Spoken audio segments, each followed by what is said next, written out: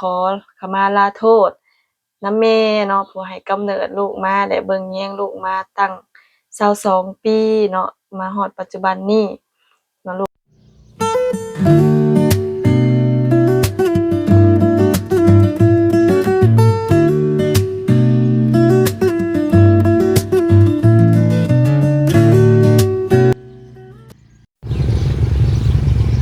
สบายดีทุกคนเด้อในยามเช้า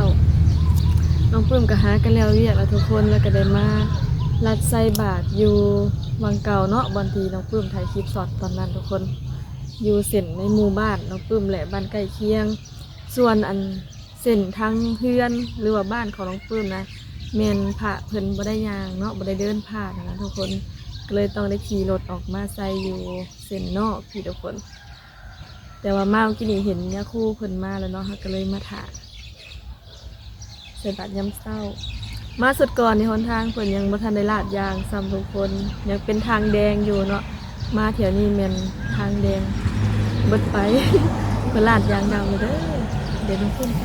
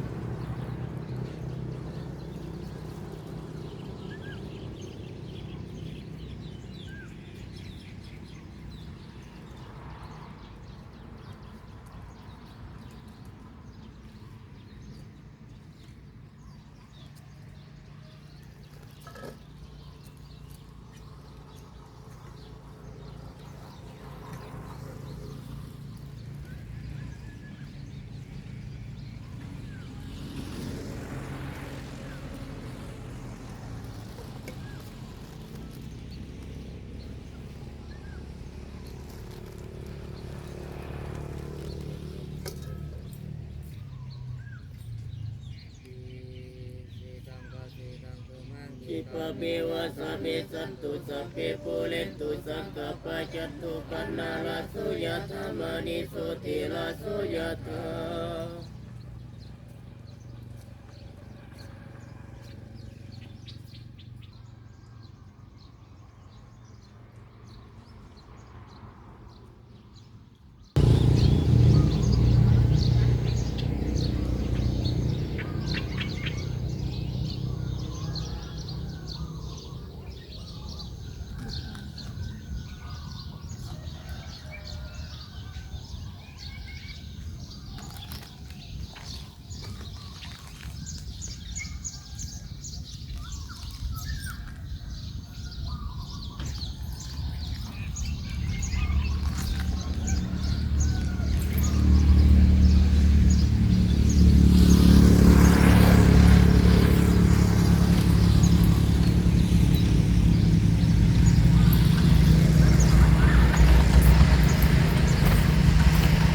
เดี๋ยวแล้วทุกคนสุขกายสุขใจยามเช้าเด้อบัดนี้เฮากลับบ้านกันทุกคนเดี๋ยวน้องปลื้มจะไปอันขอขมามีผิดเนาะทุกคนเนาะในวันคล้ายวันเกิดของตัวเอง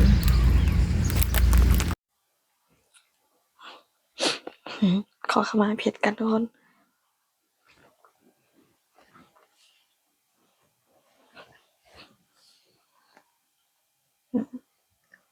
วันนี้สิมาขอขมา ขอขมาวันเกิดอย่าร้อนนะแม่อย่าตีนมาเดี๋ยวก็กราบแม่ก่อน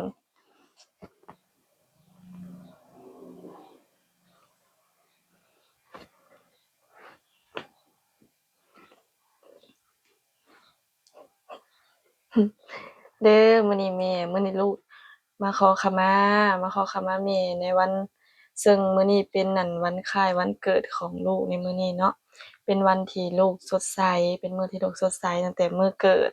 แต่ว่าเป็นวันที่แม่เจ็บปวดในมื้อที่ว่าลูกเกิดมาลูกก็จะมาขอขมาแม่ในมื้อนี้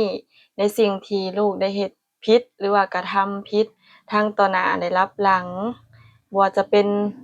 การกระทำก็ดีหรือว่าการเว้าการจาต่างๆที่ว่าลูกได้เฮ็ดผิดไปตั้งแต่อดีตหรือว่าปัจจุบันเนาะตั้งแต่อดีตมาถึงปัจจุบันนี้ลูกก็มาขอขมาลาโทษนำแม่เนาะผู้ให้กำเนิดลูกมาและเบิ่งแยงลูกมาตั้ง22ปีเนาะมาฮอดปัจจุบันนี้เนาะลูกก็ขอขอบใจแม่หลายๆเด้อที่เบิ่งแยงลูกมาจนใหญ่เท่าปานนี้เนาะฮอด22ปีเรียนจบได้เฮ็ดเวียกเนาะซึ่งลูกก็ยังบ่ทันได้มีหยังตอบแทนแม่เนาะได้แต่น้ำใจเล็กน้อยก็มื้อนี้ก็ขอให้แม่อภัยให้ลูกในสิ่งที่ลูกได้กระทำผิดในที่ผ่านมาตั้งแต่น้อยจนใหญ่เนาะที่ผ่านมาทุกๆมื้อทุกๆวันหรือว่าตัวที่เฮ็ดผิดไปก็บ่ฮู้โตเนาะลูกก็ขอโทษหลายๆเด้อ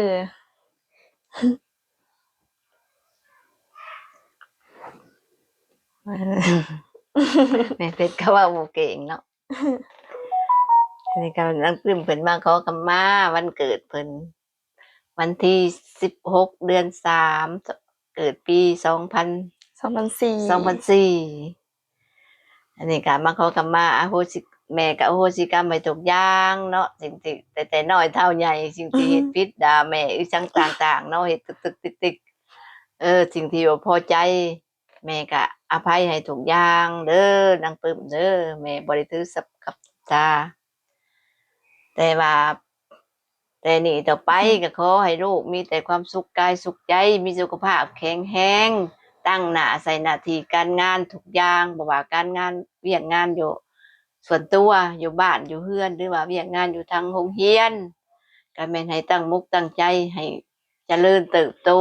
บ่ท้อถอยแต่ก็ขอให้ลูกจงมีชีวิตที่ดี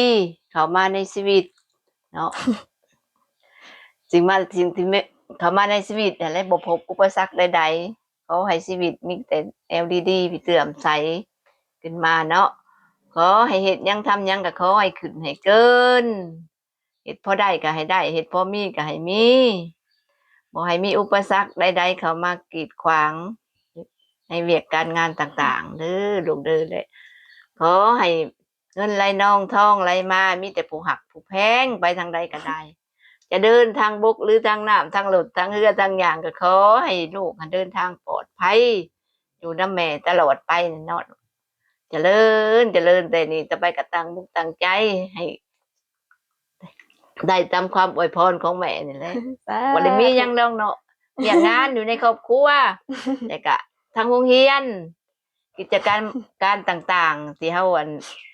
เฮ็ดในแต่ละมื้อแต่ละวันนี่แหละเวียกงานก็ได้แล้วก็แนวคิดต่างๆแนวคิดฝึกฝนระดมตนเองก็ให้เป็นคนผู้ดีในสังคมหรือว่าในครอบครัวอ้ายเอ่ยน้องหักแพงกันตลอดไปมีอ้ายน้อง2-3คนน่ะก็ให้หักแพงกันต่อตลอดไปเด้อลูกเด้อเจริญแม่ก็ดีใจ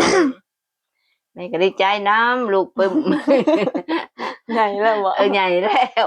ปีนี้ก็ถือว่าใหญ่ไปสำนึงปีหน้าก็ใหญ่ไปสำนึง ก็ไว้ผู้เฒ่า ใกล้สิเฒ่าได้ลูกเอ้ย ยัง ให้ บ่ เป็น เฒ่า ให้เป็นคนดีตลอดไปเด้อลูกเด้ สา อ ธุ หักสุดหัวใจได้อันนี้หักสำคัญนั่นแหละลูก3คนเนาะหักสำคัญเจริญ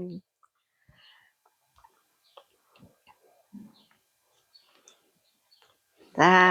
ทุกคนมีแต่สิ่งดีๆเข้ามาในชีวิตสุขภาพแข็งแรง เงินได้น้องทองอะไรมากลับคืนมาหลายกว่าเก่าเด้อไม่ได้ใจเดี๋ยวเป็นเงินในคันได้ดีใจ หยอก เอาเล่นซื่อๆบ่ หยอกเล่นซื่อแล้วบ่หยอกก็บ่ได้หัว